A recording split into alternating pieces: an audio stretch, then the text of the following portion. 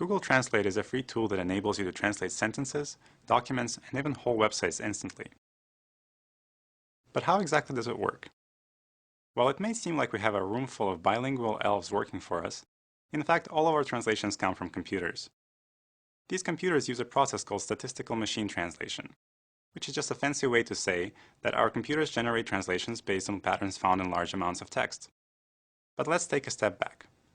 If you want to teach someone a new language, you might start by teaching them vocabulary words and grammatical rules that explain how to construct sentences.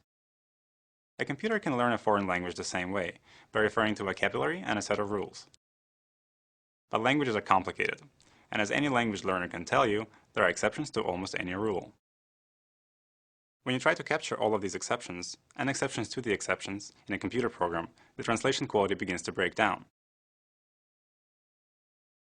Google Translate takes a different approach.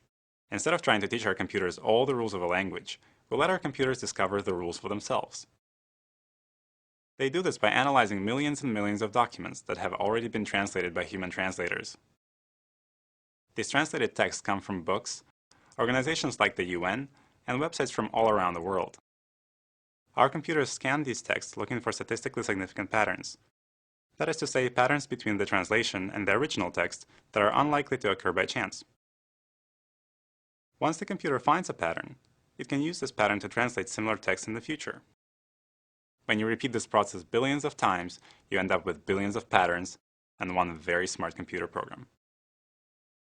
For some languages, however, we have fewer translated documents available, and therefore fewer patterns that our software has detected.